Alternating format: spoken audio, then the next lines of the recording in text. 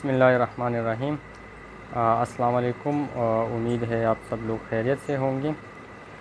ये lecture MLT वालों के लिए है। इस्कीमिक हार्ट डिज़ीज़ उनका पहला लेक्चर है आज। और ये लेक्चर थोड़ा प्रोलॉन्ग है, तो ये दो क्लासेस के लिए ये एक ही लेक्चर होगा।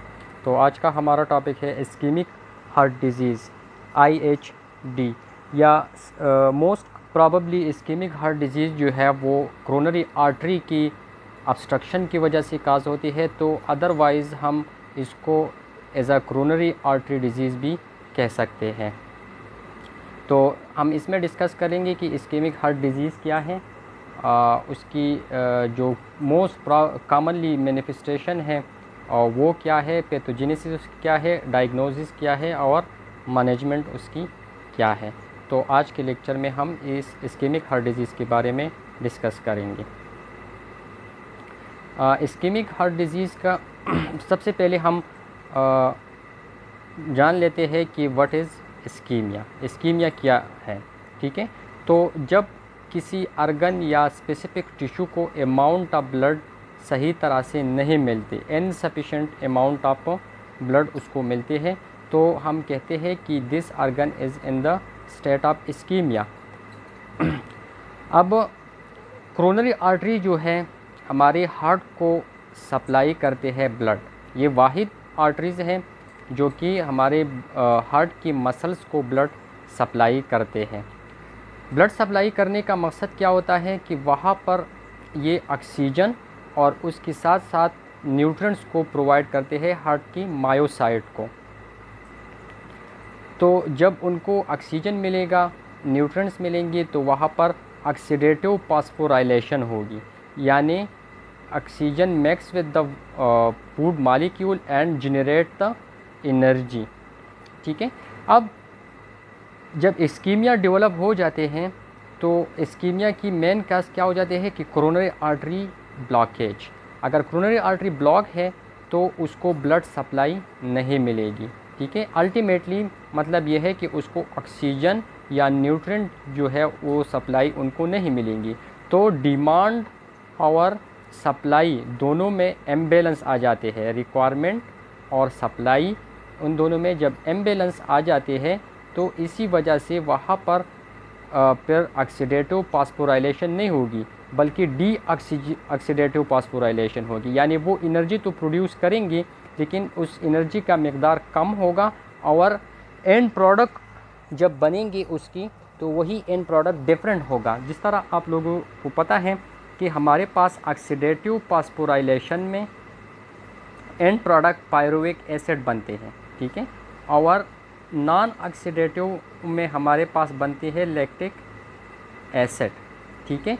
तो जब इम्बैलेंस आ जाती है, प्रॉपर ऑक्सीजन नहीं मिलती due to the obstruction, due to the ischemia, तो वहाँ पर डी ऑक्सी फास्फोराइलेशन होगी, जिसकी एंड में लैक्टिक एसिड बनेंगी, और वही लैक्टिक एसिड बॉडी के लिए फिर प्रॉब्लम जो है वो उसको क्रिएट करेंगे। अच्छा, ये है हमारे पास blood supply to the heart muscle, ठीक है। मेनली हमारे पास दो किस्म की आर्टरीज़ हैं जो कि सप्लाई करते हैं टुवर्ड द हार्ट मसल। एक है हमारे पास राइट कोरोनरी आर्टरी और दूसरा है left coronary artery. Right coronary artery जो है वो राइट एट्रियम, राइट वेंट्रिकल और some part of the left ventricle को ब्लड सप्लाई करते हैं, जबकि दूसरी तरफ लेफ़्ट कोरोनरी आर्टरी जो है वो डिवाइड हो चुका है इनटू द टू ग्रुप्स। एक है हमारे पास सरकमफ्लेक्स आर्टरी, ठीक है, और दूसरा है लेफ़्ट एंटीरियर डिसेंडिंग आर्टरी। ये दो किस्म की आर्टरी हैं जो कि एराइज हो चुके हैं from the left coronary artery. अब सरकमफ्लेक्स आर्टरी जो है वो सप्लाई करती है toward the left atrium and back of the left ventricle, जबकि लेफ़्ट एंटीरियर डिसेंडिंग आर्टरी जो है वो सप्लाई करती है to the front and the bottom of the left ventricles को, ठीक है। तो ये हमारे पास कोरोनरी सप्लाई है टुवर्ड द हार्ट। अब हम डिस्कस कर लेते हैं कि IHD क्या है, यानी इस्कीमिक हार्ट डिज़ीज़ हम कौन सी डिज़ीज़ को कहेंगे। तो इस्कीमिक हार्ट डिज़ीज़ एक बहुत ब्रॉड टर्म है जिसमें हमारे पास मुख्तलिफ़ डिज़ीज़ की कम्बिनेशन को वो जो है वो होते हैं जिसको हम कलेक्टिवली आईएचडी कहते हैं। उनमें कौन कौन सी डिजीज़ हो सकती है? तो हमारे पास कोरोनरी आर्टरी की डिजीज़ हो सकती है, एथेरोस्क्लेरोटिक प्लेक होते हैं, angina pectoris, myocardial infarction and cardiac arrest. इसमें जो मोस्ट कॉमनली हमारे पास काज है वो एथेरोस्क्लेरोटिक प्लेक है, जिसकी वजह से कोरोनरी आर्टरी में डिजीज़ बनते हैं, ठीक है। और उसका क्लिनिकल मैनिफेस्टेशन हमारे पास है मोस्ट कॉमनली वो है angina pectoris and myocardial infarction, ठीक है, जो कि अल्टीमेटली लीड करेंगे टू द कार्डियक अरेस्ट। थोड़ा सा इसकी एपिडेमियोलॉजी की तरफ आते हैं तो यहाँ पर लिखा भी है कि it is the largest killer of male and female across the globe. सबसे ज़्यादा जो आजकल डेथ हो रही है थ्रू आउट द वर्ल्ड वो due to the coronary artery disease होती है, चाहे वो मेल हो चाहे वो फीमेल हो, थ्रू आउट द वर्ल्ड इसकी डेथ का जो रेशो है वो बहुत ज़्यादा है। इसकी काजेज़ की तरफ आते हैं तो most common cause of the ischemic heart disease जो है वो हमारे पास क्या है? CAD है, कोरोनरी आर्टरी डिजीज़ है। इसके अलावा वो डिजीज़ जिसमें हमारी हार्ट मसल की डिमांड ज़्यादा हो जाती है, ठीक है, like increase in heart rate and hypertension. Heart rate जब इंक्रीज़ हो जाती है तो हार्ट जल्दी जल्दी धड़कते हैं और उसके लिए एनर्जी भी ज़्यादा ज़रूरी हो ज़्यादा दरकार होते हैं। इसी तरह हाइपरटेंशन में जब सिस्टेमिक वास्कुलर रेजिस्टेंस ज़्यादा होते हैं तो हार्ट के लिए ज़्यादा एनर्जी की ज़रूरत होती है ताकि उसकी कंट्रैक्टिलिटी ज़्यादा हो और वो इसी रेजिस्टेंस को ओवरकम करे। तो इन दोनों कंडीशन में हमारे जो हार्ट है उसके लिए ऑक्सीजन और एनर्जी की डिमांड ज़्यादा होते हैं, ठीक है। अगर सप्लाई इसके बरक्स कम हो तो which ultimately leads to the ischemic heart disease. तीसरा जो है डिमिनिश ब्लड सप्लाई। अगर ब्लड सप्लाई जो है वो प्रॉपरली हार्ट के मसल को नहीं मिलते, लाइक हाइपोटेंशन। हाइपोटेंशन में तो हमारे पास ब्लड ज़्यादा होते हैं लेकिन वही ब्लड स्लो मूवमेंट करते हैं, जिसकी वजह से हार्ट के मसल को सही तरह से ब्लड नहीं मिलते, तो वहाँ पर ऑक्सीजन की कमी होगी, न्यूट्रिएंट्स की कमी होगी, जिसकी वजह से हार्ट जो है उसको प्रॉपर एनर्जी नहीं मिलेंगे। और इसी तरह शॉक जो है जिस is the severe form of the hypotension, इसमें भी ब्लड सप्लाई डिमिनिश होती है। फोर्थ जो है वो हमारे पास है डिमिनिश ऑक्सीजनेशन। अगर प्रॉपर ऑक्सीजन ब्लड मिल रही है लेकिन उसमें ऑक्सीजन की अमाउंट कम है, लाइक निमोनिया। निमोनिया में प्रॉपर जो गैसियस एक्सचेंज है वो सही तरह से नहीं होते, तो ब्लड में ऑक्सीजन की डिफिशिएंसी आ जाती है। इसी तरह कंजेस्टिव हार्ट फेलियर में भी होते हैं, जो कि ऑलरेडी हमने डिस्कस किया था कि उसमें हमारे पास साइनोसिस होती है और एक नॉन साइनोसिस होते हैं, जिसकी वजह से प्रॉपरली ऑक्सीजनेशन नहीं होती। और फिफ्थ है डिमिनिश ऑक्सीजन कैरिंग कैपेसिटी। अब हमारे पास ब्लड भी मौजूद है, ठीक है, और हमारे पास जो है ऑक्सीजन भी मौजूद है, लेकिन ब्लड उसी ऑक्सीजन को कैरी नहीं कर सकता। जिस तरह की कार्बन मोनोऑक्साइड पॉइजनिंग में होता है, इसमें कार्बन मोनोऑक्साइड जो है वो टोटली हीमोग्लोबिन के साथ बाइंड हो जाती है, तो ऑक्सीजन की एफिनिटी कम हो जाती है, जिसकी वजह से हार्ट की मसल और टोटल बॉडी को ऑक्सीजन कम मिलते हैं। दूसरा कंडीशन है हमारे पास एनीमिया। एनीमिया में हीमोग्लोबिन का लेवल कम होता है, ठीक है, जिसकी वजह से वो ऑक्सीजन को प्रॉपरली कैरी नहीं कर सकते टुवर्ड द मायोसाइट। सो ये वो काजेज़ है जिसकी वजह से इस्केमिक हार्ट डिजीज़ जो है वो डेवलप होती है। हार्ट की मसल को सही तरह से ऑक्सीजन नहीं मिलते। मोस्ट कॉमनली जो उसकी रिस्क फैक्टर है कि कौन कौन से लोगों में chances of ischemic heart disease ज़्यादा होते हैं, तो इसमें सबसे पहला आ जाता है हमारे पास एज। एज जो है ये डायरेक्टली प्रोपोर्शन है विद द IHD। जैसे ही एज बढ़ते जाते हैं तो चांसेस ऑफ IHD जो है वो इंक्रीज़ हो जाती है, क्योंकि हमारे पास जो कोरोनरी आर्टरी होते हैं वो नैरो एंड हार्ड हो जाते हैं, जिसमें ब्लड सप्लाई फिर कम होते हैं टुवर्ड द हार्ट मसल, तो chances of ischemic heart disease जो है वो इंक्रीज़ हो जाते हैं। दूसरा है सेक्स, यानी मेल में चांसेस ऑफ एथेरोस्क्लेरोटिक प्लेक ज़्यादा होते हैं as compare to the female. इसका रीज़न क्या है? रीज़न ये है कि फ़ीमेल जब प्री मेनोपॉज स्टेज में होते हैं, यानी जो रिप्रोडक्टिव साइकिल होते हैं उसकी, तो उसी में एक किस्म की हार्मोन होते हैं हमारे पास एस्ट्रोजन, और वही एस्ट्रोजन क्या करते हैं, प्लेटलेट एग्रीगेशन को कम कर देते हैं, ठीक है, जिसकी वजह से प्लेग के फॉर्मेशन यानी कोरोनरी आर्टरी की ब्लॉकेज जो है उसके चांसेस कम होते हैं, ठीक है। मेल में ये एस्ट्रोजन नहीं होती तो इसलिए उसमें चांसेस ज़्यादा होते हैं। लेकिन आफ्टर मेनोपॉज यानी द एज ऑफ 50 की बाद चूँकि हमारे पास एस्ट्रोजन ख़त्म हो जाते हैं, मेनोपॉज स्टेज आ जाते हैं, तो फिर मेल और फीमेल दोनों में चांसेस ऑफ AHD इक्वल होता है। Positive family history, positive family history उन लोगों में जिसमें इस्केमिक हार्ट डिजीज़ 45 ईयर से पहले आ जाते हैं, तो हम कहते हैं कि इसका पॉजिटिव फैमिली हिस्ट्री है, क्योंकि उनकी जो घर होता है, उनका जो ख़ानदान होता है, उसमें पहले से ये डिज़ीज़ जेनेटिकली उसमें मौजूद होते हैं। तो यूजुअली ये डिज़ीज़ 45 ईयर के बाद आते हैं, लेकिन जिनमें 45 ईयर की से पहले आते हैं तो उसका फैमिली हिस्ट्री पॉजिटिव होता है। हाई ब्लड कोलेस्ट्रॉल, हमारे पास दो किस्म की कोलेस्ट्रॉल होते हैं, एक को हम गुड कोलेस्ट्रॉल कहते हैं और दूसरे को हम बैड कोलेस्ट्रॉल कहते हैं। तो अगर गुड कोलेस्ट्रॉल कम हो जाते हैं और बैड कोलेस्ट्रॉल ज़्यादा होते हैं तो उसी दौरान फिर चांसेस ऑफ IHD ज़्यादा होते हैं, क्योंकि कोलेस्ट्रॉल जो है it help in the hardening of the blood vessel and narrowing of the blood vessel and also in the formation of the atherosclerotic plane. तो हमारे पास जो बैड कोलेस्ट्रॉल है वो है LDL, ठीक है। तो अगर LDL ज़्यादा हो जाते हैं और गुड कोलेस्ट्रॉल जो कि HDL है वो कम हो जाते हैं तो उसमें चांसेस ऑफ IHD ज़्यादा होते हैं। इसके बाद आते हैं हाई ब्लड प्रेशर। जिस तरह हमने पहली स्लाइड में डिस्कस कर लिया कि वहाँ पर हाई ब्लड प्रेशर में सिस्टेमिक वास्कुलर रेजिस्टेंस ज़्यादा होते हैं, हाई SVR, तो उसको ओवरकम करने के लिए हार्ट ज़्यादा पोर्स लगाते हैं, ठीक है। तो उसी में ऑक्सीजन की डिमांड ज़्यादा होती है, ठीक है, और सप्लाई कम होते हैं, तो चांसेस ऑफ IHD ज़्यादा होते हैं। डायबिटीज़ मेलाइटस, डायबिटीज़ मेलाइटस जो है ये सेम एज द कोलेस्ट्रॉल, जिस तरह कोलेस्ट्रॉल वेसल की hardening and नर्विंग and formation of atherosclerotic plaque करते हैं, इस तरह जो हाई शुगर लेवल है जो कि डायबिटीज़ मेलाइटस में होता है तो वो भी इसी तरह फंक्शन परफॉर्म करते हैं जिस तरह कोलेस्ट्रॉल होता है।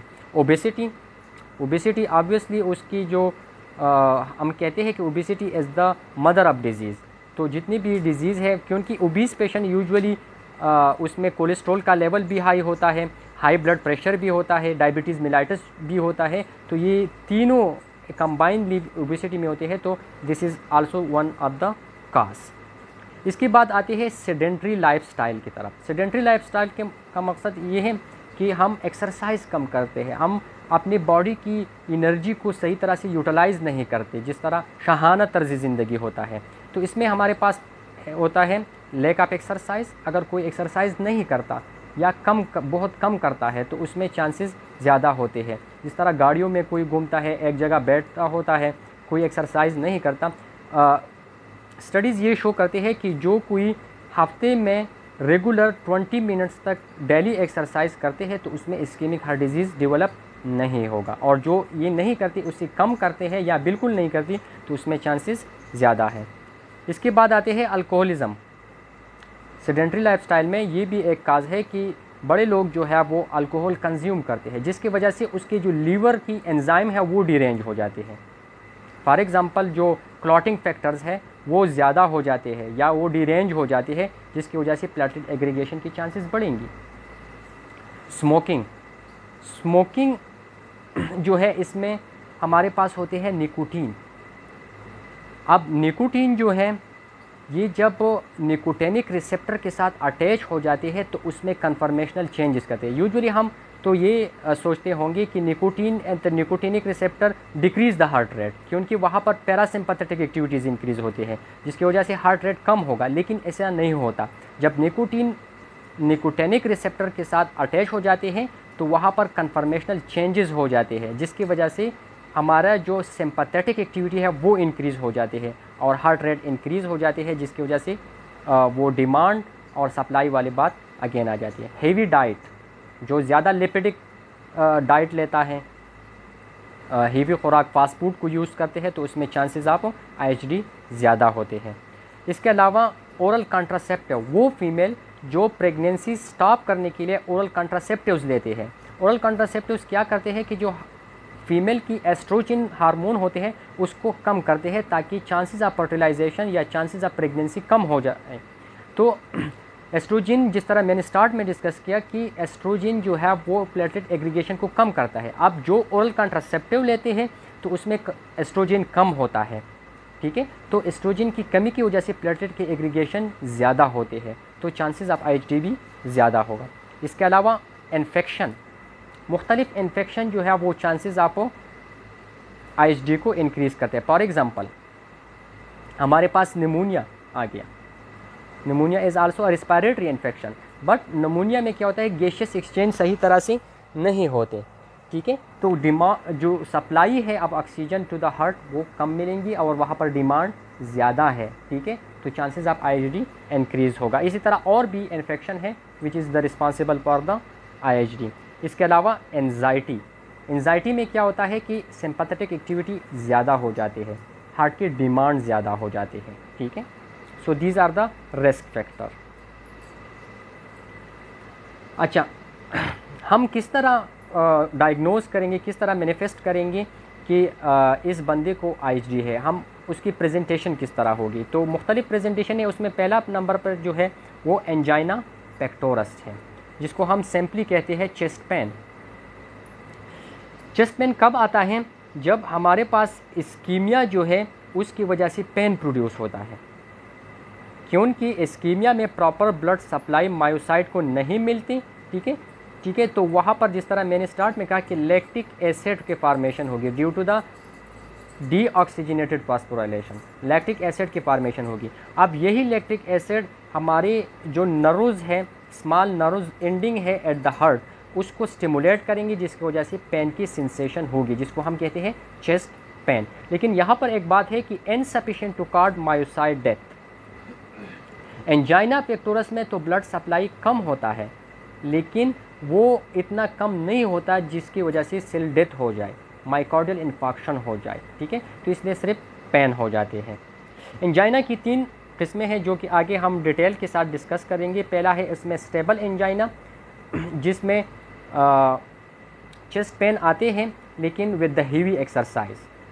हमें पता होता है कि हम बहुत ज़्यादा एक्सरसाइज करते हैं तो इसकी वजह से पेन आएगा, यूजुअली ये पेन नहीं आते। दूसरा है प्रेंजमेटल एंजाइना, जिसको हम सिंपली जो है एटिपिकल एंजाइना कहते हैं। इसका मेन काज क्या है, वेसल स्पाज़म, कि जब कोरोनरी आर्टरी की स्पाज़म हो जाए, वो उसका जो डायमीटर है वो कम हो जाते हैं। और तीसरा है अनस्टेबल एंजाइना, जो वेरिएंट इसको भी हम कहते हैं। इसका मेन काज क्या है, less exertion even at rest. मामूली कोई 1-2-3 स्टेयर्स लेते हैं तो इसकी वजह से उसमें चेस्ट पेन आते हैं, और बाज़ लोगों में ये एट रेस्ट कंडीशन भी आती है। This is the severe form of the angina which can lead to the MI। दूसरा जो मैनिफेस्टेशन है वो है माइकार्डियल इन्फाक्शन। माइकार्डियल इन्फाक्शन जो है, जब इस्कीमिया बहुत ज़्यादा हो जाते हैं, ठीक है, उसकी सिवियरिटी भी इंक्रीज़ होती है, उसका ड्यूरेशन भी होता है, यानी बहुत ज़्यादा वक्त तक और जब इस्कीमिया हो जाते हैं और ब्लड सप्लाई बहुत कम हो जाते हैं तो इसमें फिर माइकार्डियल सेल जो है उसकी डेथ होंगी। एंजाइना में हमारे पास भी ब्लड सप्लाई कम होती है, लेकिन वहाँ पर ब्लड सप्लाई शॉर्ट टाइम के लिए और उसकी जो कमी है वो लेस होता है, तो इसी वजह से सेल डेथ नहीं होती। यहाँ पर ब्लड सप्लाई बहुत ज़्यादा कम हो जाती है और इसका ड्यूरेशन भी ज़्यादा हो जाती है, तो इसकी वजह से मायोसाइट की डेथ होते हैं। तीसरा जो है chronic ischemic heart disease with congestive heart failure, ठीक है। इसमें क्या हो जाते हैं कि जब सप्लाई बहुत ज़्यादा कम हो जाते हैं आफ्टर एक्यूट MI हो गई, ठीक है, तो इसकी वजह से हार्ट कोशिश करती है कि कंपनसेट करे इसी चीज़ को, लेकिन अगर वो कंपनसेशन में फेल हो जाते हैं तो the IHD will develop also the congestive heart failure. So this is also the severe form of the IHD। और इसमें दूसरा बात जो है, एक तो एक्यूट MI है और दूसरा है presence of small ischemic insult. अगर इस्कीमिक एरिया स्मॉल मौजूद है तो ये हार्ट कोशिश करेंगी कि उसको कंपेंसेट करें, लेकिन अगर कंपेंसेट नहीं किया तो IHD अलॉन्ग विद CHF हो जाएंगी। चौथा जो है वो सडन कार्डिक डेथ है। जब MI की वजह से हार्ट में मुख्तलिफ लोकेशन पर सेल डेथ हो जाते हैं, ठीक है, तो हमारे पास जो हार्ट है उसका लार्ज एरिया इसमें फिर इन्वॉल्व हो जाते हैं, जिसकी वजह से हार्ट कम्प्लीटली स्टॉप हो जाते हैं, जिसको हम कहते हैं सडन कार्डिक डेथ। और पांचवा जो है वो एक्यूट कोरोनरी सिंड्रोम है। एक जब जो ऊपर हमने 4 केसेस डिस्कस की, अगर इनमें 3 एक साथ हो जाते हैं तो हम इसको कहते हैं एक्यूट कोरोनरी सिंड्रोम। सिंड्रोम हम किसे कहते हैं? Collection of disease. तो जो अबाउ जो 3-4 डिजीज़ हमने डिस्कस की, अगर ये एक साथ इसमें 3 हो जाते हैं तो फिर हम इसको इस एक्यूट कोरोनरी सिंड्रोम कहेंगे।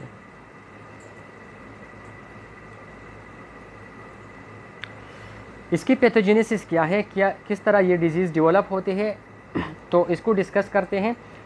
तकरीबन 90% ऑफ द केसेस में हमारे पास जो IHD काज होते हैं वो कोरोनरी ब्लड फ्लो की रिड्यूस होने की वजह से होते हैं। तो इसलिए जिस तरह मैंने स्टार्ट में कहा कि हम इस IHD को CAD भी कहते हैं। क्यों कहते हैं? क्योंकि 90% केसेस में हमारे पास IHD cause due to the coronary blood flow reduction हो जाते हैं, ठीक है। और कोरोनरी ब्लड फ्लो रिडक्शन क्यों हो जाते हैं? Due to the obstruction through the atherosclerotic disease, जिसमें एक प्लेग बन जाते हैं तो कोरोनरी वेसल हमारे पास ब्लॉक हो जाते हैं, which lead to the IHD। अच्छा, प्लेग कहाँ पर बनेंगे? Within the first several centimetre of the LAD and LCX, जो लेफ़्ट कोरोनरी आर्टरी है, क्योंकि हमारे पास left coronary artery most of the left side of the heart को सप्लाई करते हैं, और लेफ़्ट साइड जो है वो इम्पॉर्टेंट है हमारे लिए, ठीक है। तो लेफ़्ट साइड को कौन कौन सी आर्टरी है? एक लेफ़्ट सर्कम्प्लेक्स आर्टरी और दूसरा लेफ़्ट असेंडिंग आर्टरी है, डिसेंडिंग आर्टरी है, वो हमारे पास ब्लॉक हो जाते हैं। उनकी इनिशियल पॉइंट में जहाँ से ये एराइज होते हैं वहाँ पर प्लेग बन जाते हैं, या at the entire length of the right coronary artery. अगर राइट कोरोनरी आर्टरी जितना भी कोरोनरी आर्टरी का लेंथ है उसमें अगर प्लेग बन जाते हैं तो ये भी IHD को काज कर सकते हैं, या लेफ्ट कोरोनरी आर्टरी की फर्स्ट सेवरल सेंटीमीटर में प्लेग बन जाते हैं तो उससे IHD काज होगा। तो इसका मतलब क्या है कि अगर लेफ़्ट साइड पर प्लेग बनते हैं तो this is more fatal as compare to the right side. अब अगर हमारे पास ऑब्स्ट्रक्शन 50% तक है तो it will never cause any symptom, ठीक है, इसमें कोई सिम्टम नहीं होगा। लेकिन अगर 50% या इससे ज़्यादा है तो फिर हमारे साथ एंजाइना डेवलप होगी, ठीक है। यहाँ पर लिखा भी है कि अगर 70% से लेस है तो ये एटिपिकल जो हमारे पास एसिम्टमेटिक होगी, यानी 50% अगर 70% के दरमियान है तो इसमें एंजाइना डेवलप होगी, लेकिन स्टेबल एंजाइना होगा। अगर कोई हेवी एक्सरसाइज करते हैं तो उसमें सिम्टम अपीयर होंगे, बाकी किसी में अपीयर नहीं होंगे।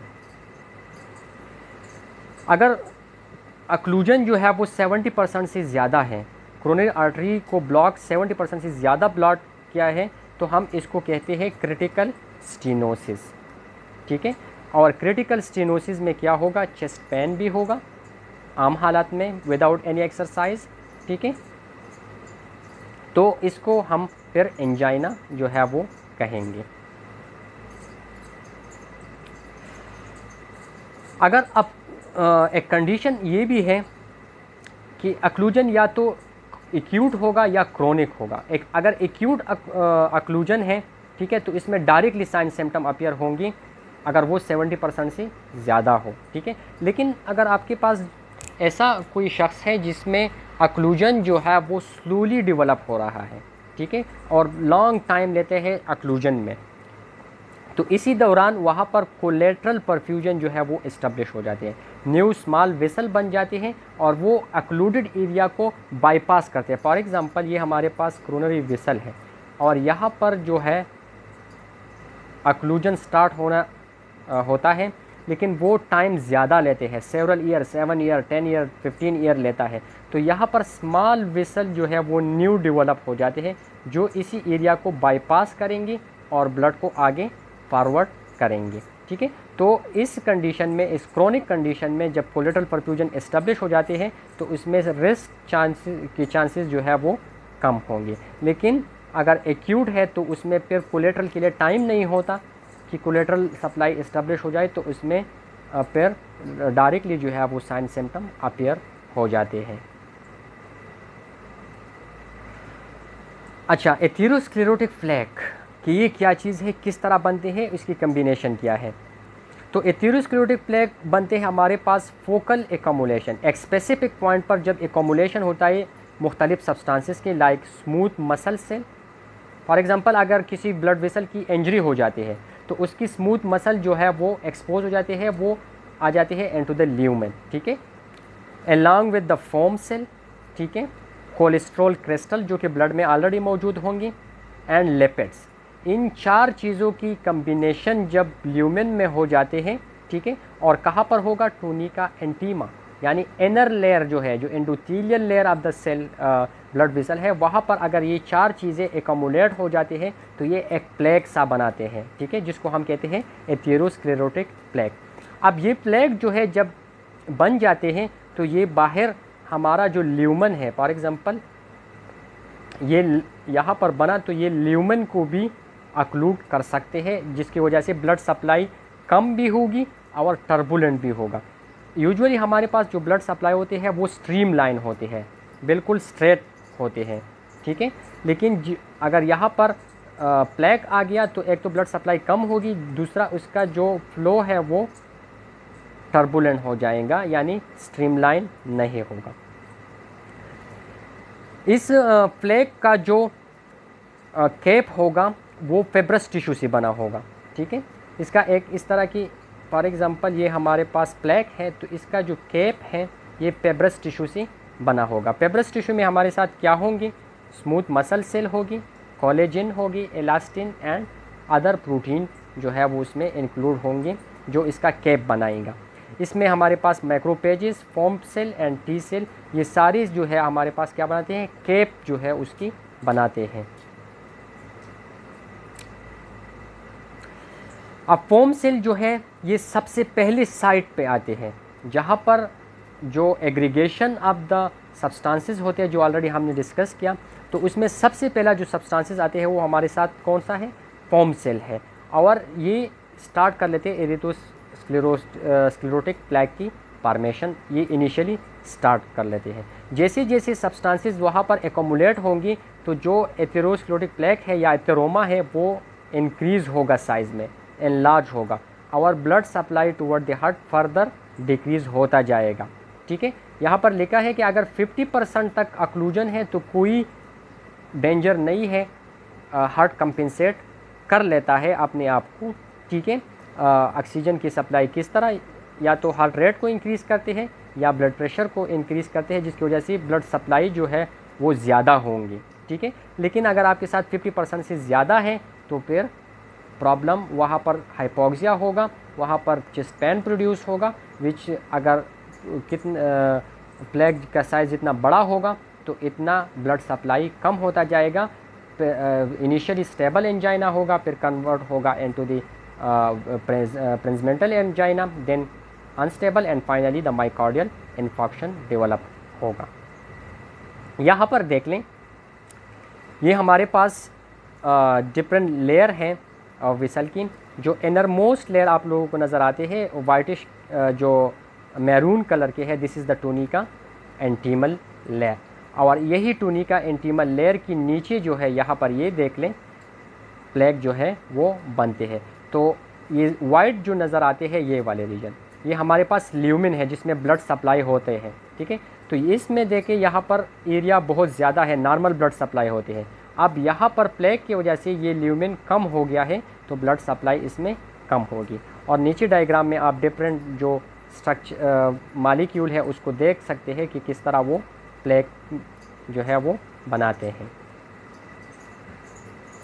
यहाँ पर भी आप लोग देख लें कि यहाँ पर ये वाले रीजन जो है यहाँ पर प्लेग बना है, इस जगह पर भी स्पाज़म हो चुकी है, ठीक है। यहाँ पर ये वाले रीजन जो है बहुत कम ब्लड सप्लाई होते हैं और ये स्पाज़म हो चुका है, तो स्पाज़म में भी ब्लड सप्लाई कम होते हैं, हार्ट को कम ब्लड सप्लाई मिलते हैं, जिसकी वजह से IHD जो है वो डेवलप होगा।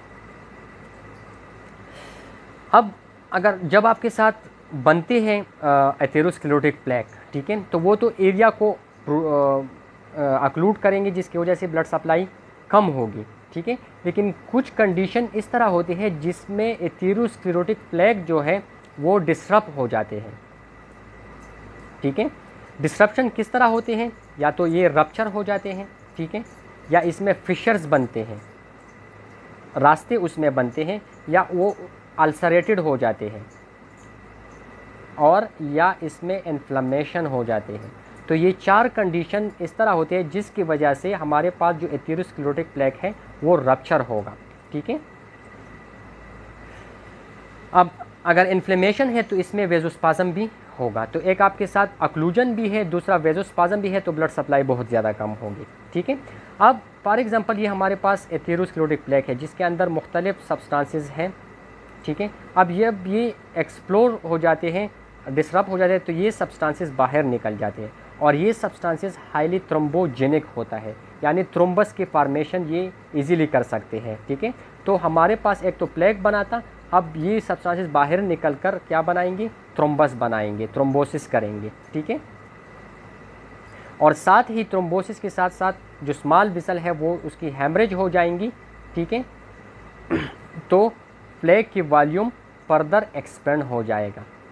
तो प्लेग आपके साथ अभी जो है वो बहुत ज़्यादा एरिया को कवर करेंगी, जिसकी वजह से अक्लूजन बहुत ज़्यादा होगा। अगर अक्लूजन 70% से है तो हमारे पास एंजाइना डेवलप होगी। अब इसकी जो मैनिफेस्टेशन हमने डिस्कस की, इसमें जो मोस्ट कॉमन है वो एंजाइना पेक्टोरस और माइकार्डियल इन्फार्क्शन है। इनिशियली हमारे पास एंजाइना पेक्टोरस होता है जो कि कन्वर्ट देन होता है इनटू द माइकार्डियल इन्फार्क्शन। तो एंजाइना पेक्टोरस को हम ये ब्रीफली डिस्कस भी किया, लेकिन अभी उसे डिटेल से डिस्कस करते हैं कि एंजाइना पेक्टोरस क्या है। An intermittent chest pain, intermittent chest pain का मतलब ये होता है कि जो 2 चेस्ट हमारे होता है राइट एंड लेफ्ट, इनकी दरमियान जो स्टर्नल रीजन होता है उस पर वहाँ पर ये पेन प्रोड्यूस होगा, cause by transient reversible myocardial ischaemia. Transient का मतलब है for short time, reversible myocardial ischaemia कि ये जो इस्कीमिया डेवलप हो चुका है ये कुछ देर बाद जो है रिज़ॉल्व हो जाएंगे। तो जैसे ये रिज़ॉल्व हो जाएंगे तो ये चेस्ट पेन जो है ये भी ख़त्म हो जाएंगे। तो इसलिए हम कहते हैं ट्रांजिएंट रिवर्सिबल माइकार्डियल इस्कीमिया। अगर ये ट्रांजिएंट ना हो, फॉर लॉन्ग टाइम हो और इरिवर्सिबल हो, तो फिर ये इस माइकार्डियल इस्कीमिया जो है ये एंजाइना नहीं बल्कि माइकार्डियल इन्फार्क्शन काज करेंगे। अब इसके लिए हमारे पास 70% अक्लूजन जो है वो ज़रूरी है। अगर 70% से अक्लूजन कम है, 50 और 70 के दरमियान है, तो एक्सर्शन पर फिर एंजाइना होगा, वैसे नहीं होगा। अगर 50% से कम है तो बिल्कुल साइन सिम्टम नहीं होंगे। अब ये पेन किस तरह होगा, जिस तरह मैंने कहा कि इंटरमिटेंट चेस्ट पेन होगा, यानी स्टर्नल रीजन में होगा, ठीक है। और ये फिर रेडिएट करेंगे toward the left shoulder, lower जा, ठीक है, and left and right arm. Left arm पे ज़्यादा हो सकते हैं, राइट आर्म पे बहुत ज़्यादा नहीं होते। और बैक की तरफ जो स्केपुला है उसकी तरफ भी जा सकते हैं, ठीक है। तो हमारे पास पहला यहाँ पर इंटरमिटेंट होगा, फिर लेफ़्ट जा एंड लेफ़्ट शोल्डर की तरफ जाएंगी, and then to the left arm and right arm, लेकिन ज़्यादातर लेफ़्ट आर्म और स्केपुला की तरफ जाते हैं। तो इसको हम रेफर्ड पेन भी कहते हैं, क्योंकि ये एक जगह पर प्रोड्यूस होता है, वहाँ से फिर ट्रांसफ़र होकर दूसरी जगह पर चले जाते हैं। अच्छा, ये कब होगा? ऑन द फिज़िकल एक्सर्शन, क्योंकि फ़िज़िकल एक्सर्शन में क्या होता है, हार्ट रेट ज़्यादा हो जाते हैं, जिसकी वजह से उसको ब्लड सप्लाई की ज़रूरत ज़्यादा होती है, ठीक है। अब अगर आपके साथ प्लेग बना है तो ब्लड सप्लाई कम है, ठीक है, जिसकी वजह से वहाँ पर लैक्टिक एसिडोसिस होगा and formation of the pain होगा। Usually it is self limiting, जैसे ही आप हेवी एक्सरसाइज को छोड़ेंगे, ठीक है, तो ये ख़ुद ब खुद रिज़ॉल्व हो जाएंगे, ठीक है। या आप जो एक्सरसाइज करते हैं उसको ख़त्म करते हैं तो ये ख़ुद ब खुद रिज़ॉल्व हो जाएगा, ठीक है। इसके टाइप्स है स्टेबल जिसको हम टिपिकल एंजाइना भी कहते हैं, प्रिंसमेटल जिसको हम वेरिएंट एंजाइना कहते हैं, एंड अनस्टेबल जिसको हम क्रेसेंडो एंजाइना कहते हैं। एक एक को आगे डिस्कस कर लेते हैं। सबसे पहले